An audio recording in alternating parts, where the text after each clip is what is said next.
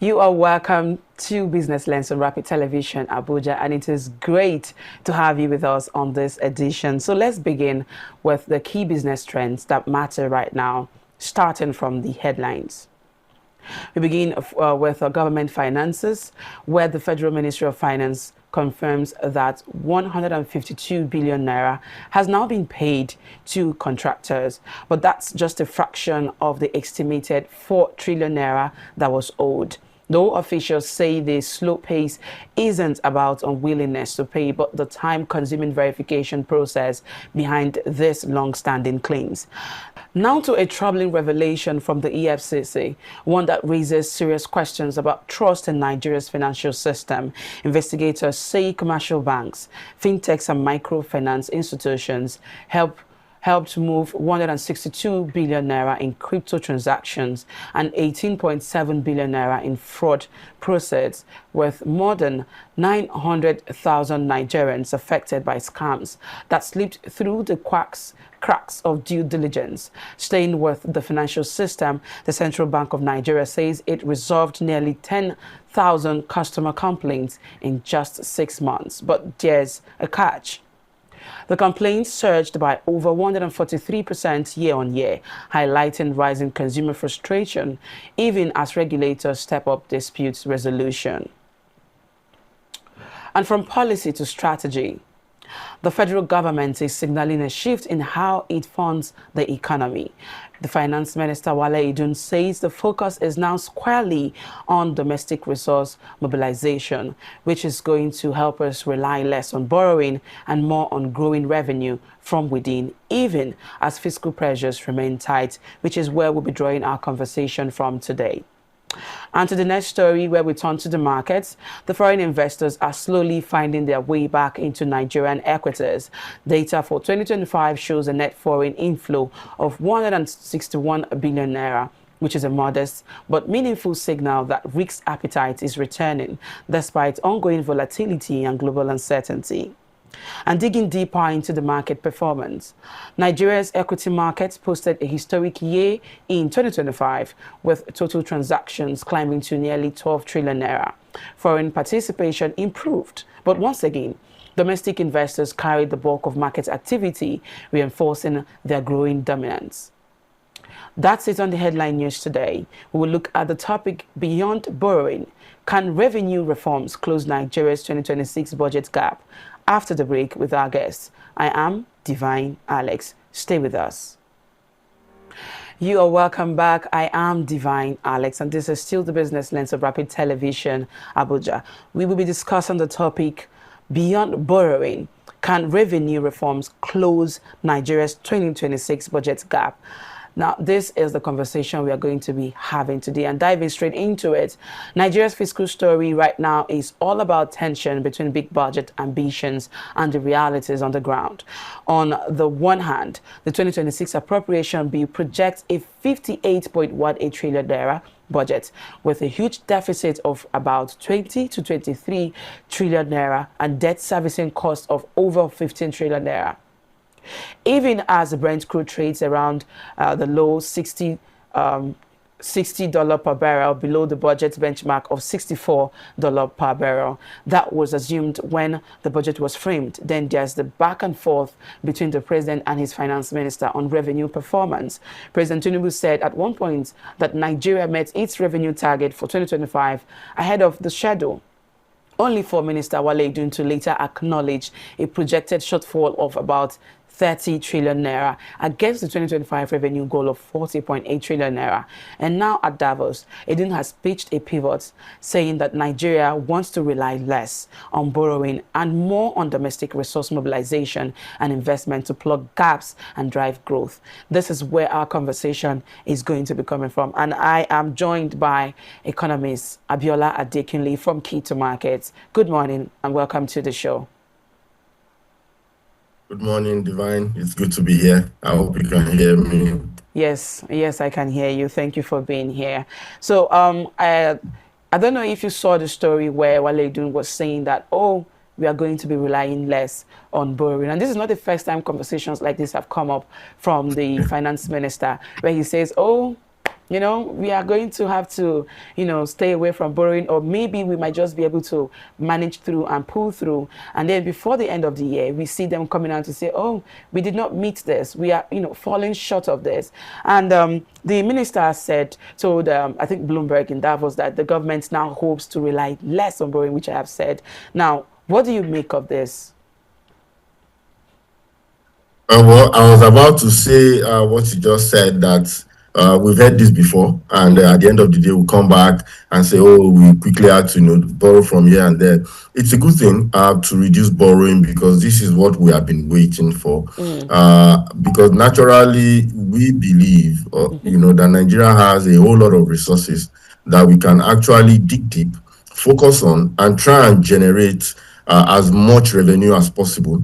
And while generating those revenues, we also try to reduce our borrowing. And even above all, we need to reduce our expenditure, because at the end of the day, there's this popular saying that you cut your coat according to your material. And if Nigeria has so much, and we can actually tap into natural resources, gas, human resource. I don't like talking much about tax in terms of revenue generation, because tax is a two-edged sword. Okay, if you're taxing a very poor population, what do you hope to get out of it? You are going to impoverish them more. I prefer when taxes are based on production.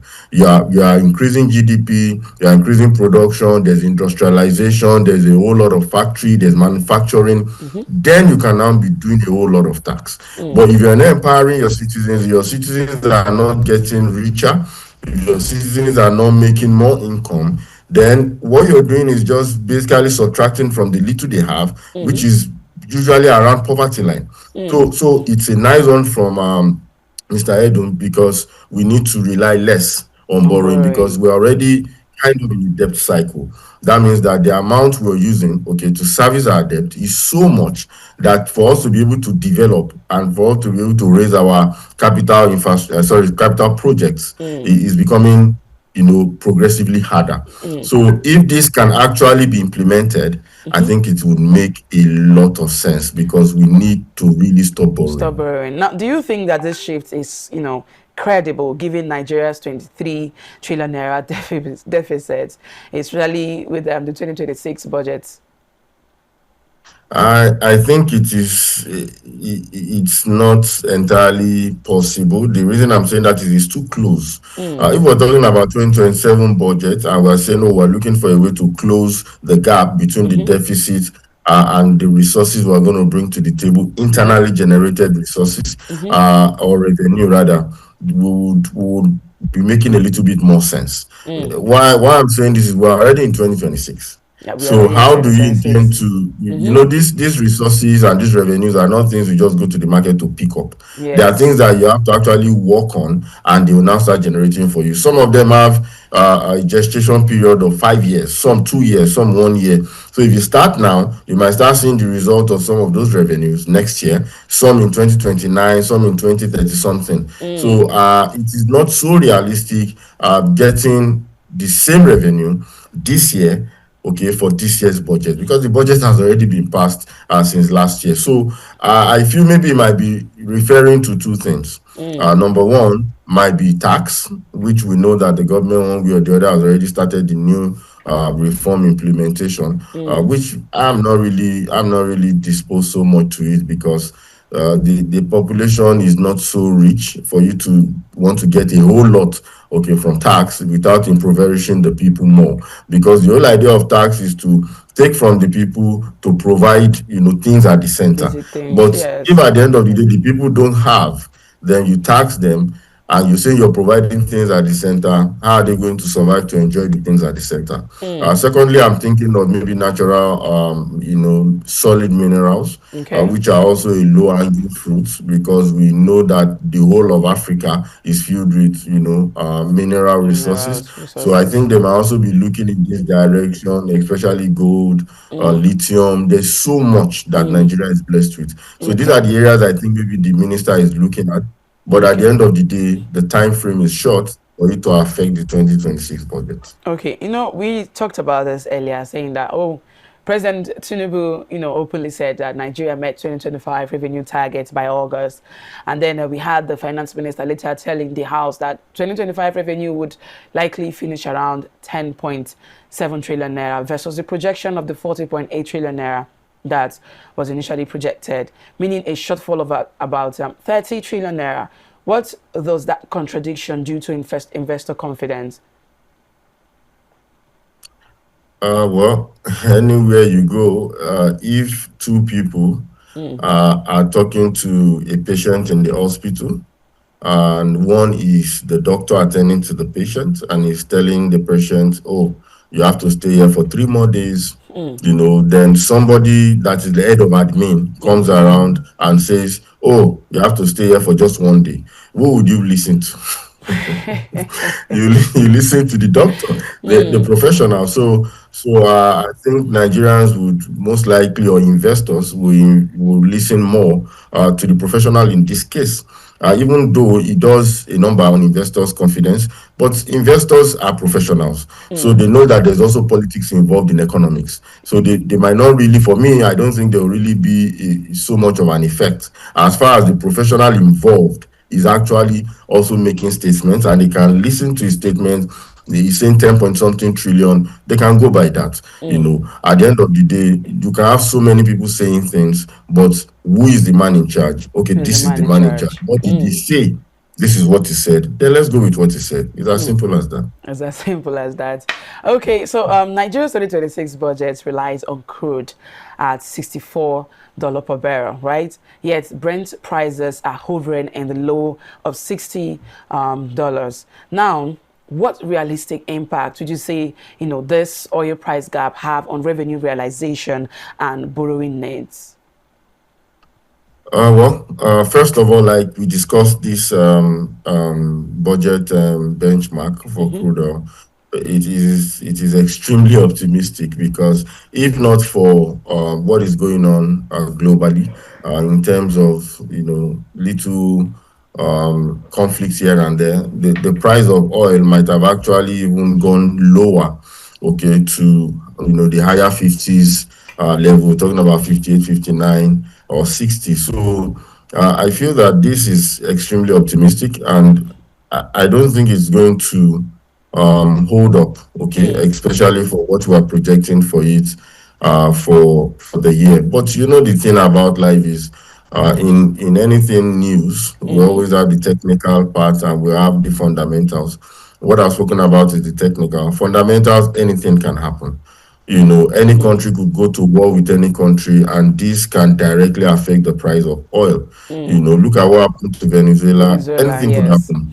So if something disrupts, the peace of the world, there is a very high likelihood that the price of oil will actually go up higher than even 64, 65. We might be looking at 70 something. But if all things remain constant, I don't think we're going to get as much revenue based on the projected $64 per barrel, because the prices might not stay on that area for long.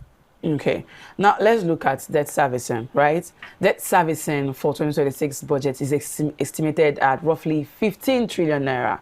Now, let's also look at our history, our borrowing history. And I think because we already talked about that they keep on, making optimistic projections, and somehow within the line, we find ourselves going back to look for ways to get these things done. Now, how sustainable do you think this is? And what strategies, should be employed to prevent debt from crowding our development spending? Divine, I always say we know what to do. The government is filled with all manner of technocrats and professionals, first-class students, people that are trained abroad. They know what to do, which is even much more than we know. So for now, the first thing is reduce expenditure. Okay, bump up production. Any country that actually wants to be a top country, you have to produce something. We practically don't have much we are producing. Remove crude oil, remove gas, remove our natural resources. What exactly is Nigeria known for? Nigeria is not known for anything like they are producing so material, they're producing so cars, they're producing so things. So we need to produce. If Nigeria is not producing, at the end of the day, what are we hoping for? To continue relying on our resources? Those resources are actually seeds. They are not things that, okay, look at countries like Dubai, Saudi Yes. Arabia. They use their oil as a seed to be able to grow the To grow country. the country, Okay. yes. But we are taking it as a fruit. We are plucking it and eating it direct from income to expenditure. So we need to first of all reduce how much we spend. The government has not cut down in expenditure for a long time. Its expenditure is standard. Nothing can touch it. Meanwhile, we keep spending over and over and over. So we keep increasing our expenditure. So we cannot continue this way. You know, We have to yes. find a way to To lower what we are spending. Okay, now you talked about earlier saying about domestic revenue, right? Looking for ways to strengthen domestic revenue here in Nigeria. Now, that brings me to the question: does Nigeria realistically need an 18% tax to GDP ratio by 2027 as policymakers target? And if so, what are the key bottlenecks to achieving this? Well, we need as much GDP growth as we can muster. Okay. Um, yeah, we need the things we need are still the same thing. If GDP is to grow, that means that the value of an individual income in Nigeria has grown up. Needs to grow That too. means you, divine, has to earn more.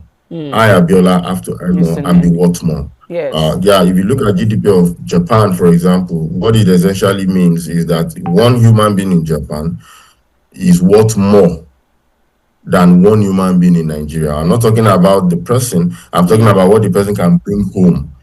So if we want this to happen, okay, in the coming years, we need to find a way to increase the value of one individual in Nigeria.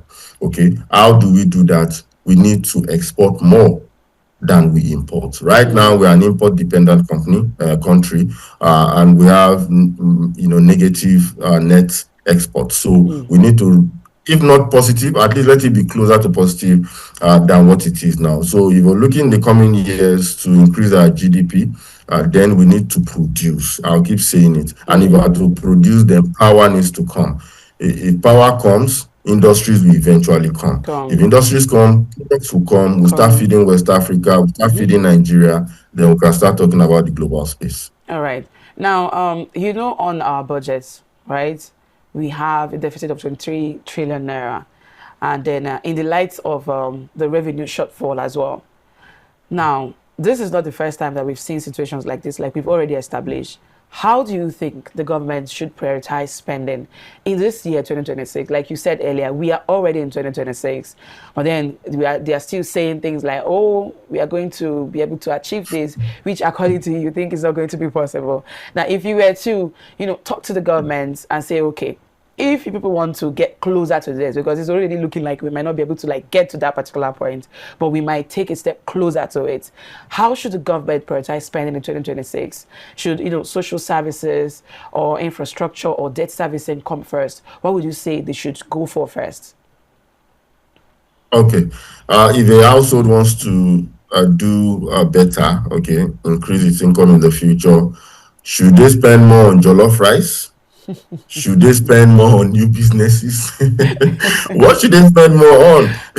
It's a very simple question. You Yes. spend more and prioritize the things that will bring you money. I'm not saying you should not spend on welfare, you should not spend on other things that will keep the country at least balanced, but you also have to spend more on what will bring you more money in the future. So we have to start looking at capital projects, infrastructures. Where is Nigeria getting money from? Spend more there. Where does Nigeria hope to get more money from? Spend more Put more there. money there. Then the next priority is now the welfare of the people, the Human Development Index. Yes. Check all those other areas. So we're looking at places that has to do with capital infrastructure that will give us more money. You have to spend more there. If power is going to give us more money as a country, I'm not talking about only the government. There are things that you do that affect everybody across. That was one of the reasons why I was a little bit against removing subsidy on fuel, yes, because it affects everybody. So once you Yes. remove it, and you cannot bring in a cushioning effect that also affects everybody, then it doesn't really make much sense. Because you hardly find a country that is not doing one subsidy or the other. So you need to find things that affect the whole country, work on it so that the whole country can grow at once. You even the tax you want to collect will be easier to collect, and it will even be much more. So the priorities should be what will give us much more income and revenue, as a country. Then we can talk about that then. All right. Nigeria still depends heavily on oil revenue, like we talked about it earlier, and prices, remain it's volatile. Now, is this fiscal structure viable, or should the government rethink how much revenue it assumes from oil? Well, oil is not shouldn't at this point be our major revenue. It's very easy for us to look at other countries that also have a whole lot of deposits of oil, and especially the developed ones, and how did they manage it? What are they doing now? You see that some of these countries actually used oil to develop their countries, then stepped away from it into tourism.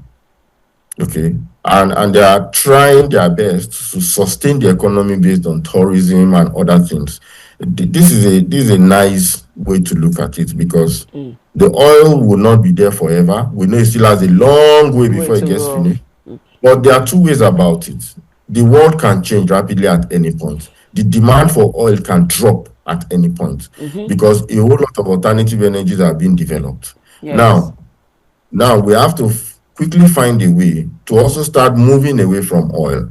Now, Nigeria has to sit down and be honest with itself. What do we want to be known for? The table is blank, the check is blank. Do we want to be known for tourism? Do we want to be known as a destination for holidays? Do we want to be known for production? Do we want to supply things to our neighboring countries? What do we want to be known for? Once we know this and we honestly define it, then we can start pumping oil money or whatever natural resources money into those areas, and maybe in the next 1 or 2 decades we can actually start getting to where we're going to, because there's nothing like a quick fix. You can't say, oh, we want to be known as a tourism destination. There is a very popular celebrity that is around. I think he has left, but was around in Lagos. He went to Ibadan, and you could see the videos were not very impressive, because people kept begging him for money. People kept trying to, the level of bodyguards he had was so much that he didn't do such in other countries. What am I trying to say? If Nigeria wants to become a tourism destination, these things cannot be. And these things will not happen overnight. It will take a long time. But we need to know, what do we want? Really, we call it stakeholders meeting, let it be a confederation, whatever, and let everybody be able to talk. And let us say, oh, this is what we want as a country. And then we map out a 50-year plan and start going for it. 50-year But we plan. need to start shifting, maybe 10 years. We need to start shifting away from oil. Okay. So the past budgets have run multiple overlapping circles. But this year, 2026, is aiming to end that practice.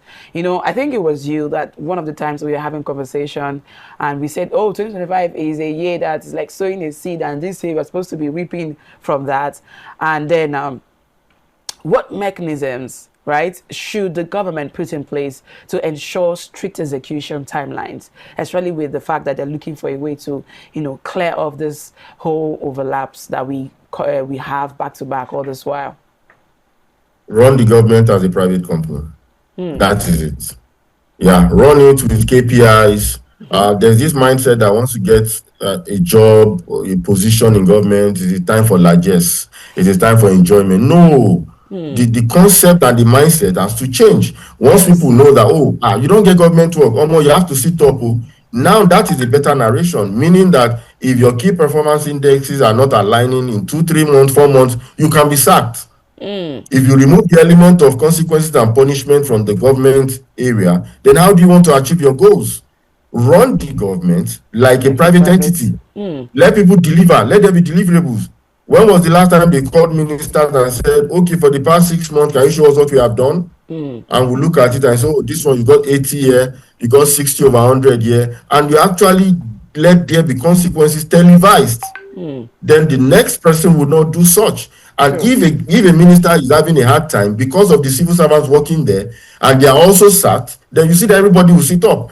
So Nigeria or government has to some extent be run with consequences and with KPIs. Let people be able to have deliverables. That this is what I'm meant to do this month. And I was Not able that to whether you go to achieve work, this. you don't go to work. Yes, you collect your salary. No, no, no, no. We have to stop that. Once that Mm. is implemented, you will see that a whole lot of things will take shape. They give you a road to construct, you don't construct it, you eat the money, you are going to jail. When you jail a couple of contractors because they did not perform, then you see that people would rather not take the contract because nobody Yes, wants to and go to taking jail. it without delivering it. Not taking it without doing it. So there Yes. need to be consequences. There are no consequences, then what do you want us to do? We'll Where continue there to is no have law, these they say there is no issues. sin. Yeah. Truly. Now, let's shake up a little bit and see how we could get into the normal Nigerian. Now, what does this conflicting narrative between meeting revenue targets and then the huge shortfalls mean for ordinary Nigerians who feel little improvement in services or livelihoods? How will you, Well, help us? an average Nigerian doesn't feel the budget is about them, and they have not felt like that in a long time. If there's a budget in my estate and they say, okay, we're budgeting 50 million for security, I'll be happy. You know why? Because I know that I'm going to see more private securities around. I know that most likely I'm maybe going to see these vigilantes more because it's a direct reflection. So I'll see it because I know it was budgeted for. Yes. Now, an average Nigerian is disconnected from the budget. They don't really care. Ask an average person, what is your state budget for the year? They don't know. Why? They don't care. But if they've been seeing the effect, they will quickly be going through the budget. I beg, how much the budget for water? How much did they budget for power? Because they know that That these directly is going to things, affect them. And how much they exactly. budget for education, for health, because they know this thing will affect them. But there's already this disconnection because they feel the budget is not about them. They feel at the end of the day, the budget is for the government. So that particular mindset has to be removed. How will you remove it? By making it about the people. Make the budget about the The people. Let people. there be a direct reflection of the budget on the populace.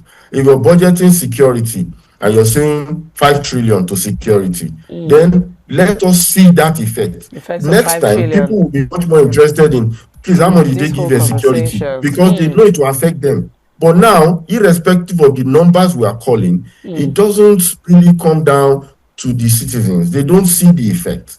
So they've now left the budget and budgeting to the government. They just feel that they are a different entity, the government are a different entity. And this is not meant to be so. So It's not government meant has to to be. find a way to make it much more directly impactful to the citizens. Keyword is impactful.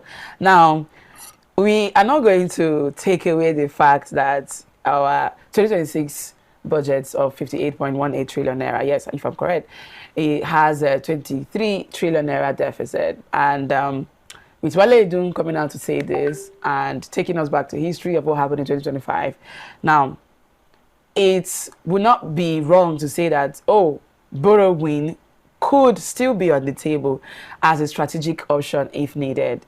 Now, how should the government balance tapping international bond markets with building a resilient domestic revenue base? How do you think they should, be able to get this done? We've been giving out bonds in the past, and bonds is still a form of borrowing, just maybe softer landing. I think we might still be going that way because if you don't want to borrow at all, okay, from international entities, and you want to rely on local or domestic resources, it cannot cover that gap. That gap is a whole lot, it's a wide gap.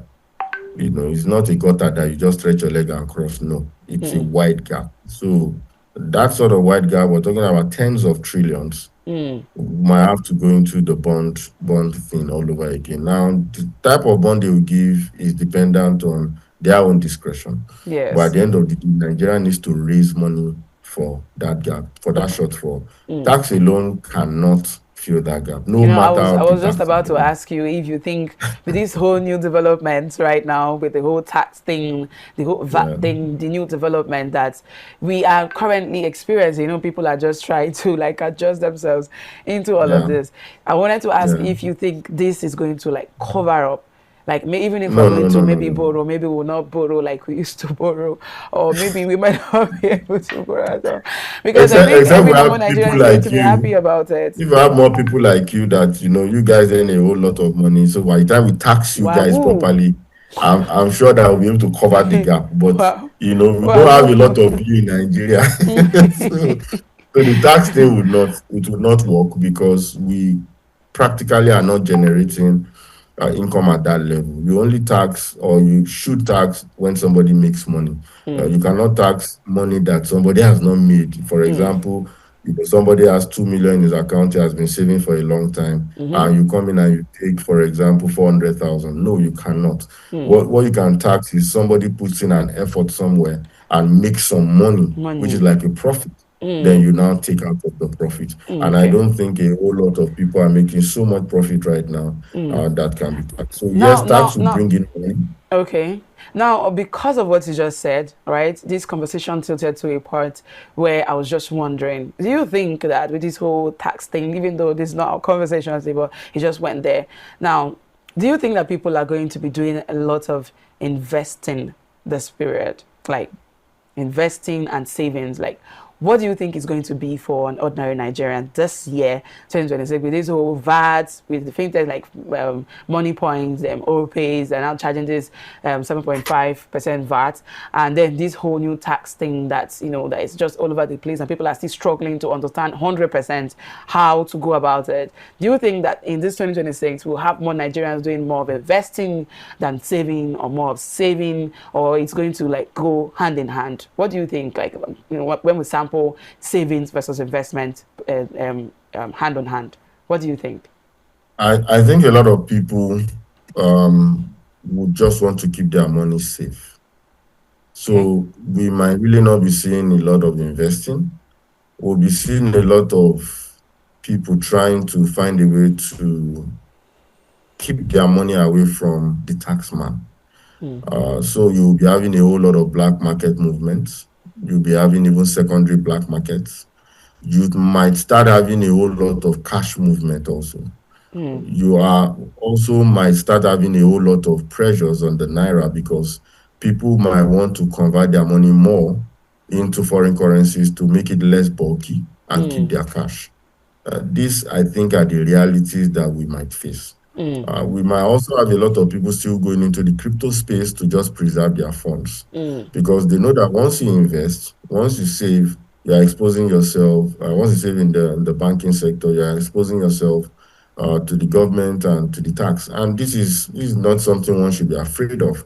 But the thing is, a lot of people don't have that very high confidence in the fact that this tax thing will be carried out normally. What I mean is this: when you tell a certain arm of government that this is what you're meant to do, for example, don't allow people to drive with expired tires, then you now see that that agency might take it an extra mile, or go overboard with it. And this is usually the fear of Nigerians, that okay, the government means to do this, but the person that wants to implement it can go a whole A lot lot way overboard. farther, So yes. that confidence is dwindling and is not really that strong. So I feel a whole lot of people might stay away from investing, and they might just want to preserve their funds for now to see what's How going the to whole happen. thing turns out. Okay, thank you Burn so out. much, Abiola Dekule, for being a part of the Thank you. show today. It was good having you on the show. And that is it on the Business Lens today. Join us again on Thursday at 11 a.m. I am Divine Alex. Thank you for watching, and stay with Rapid TV.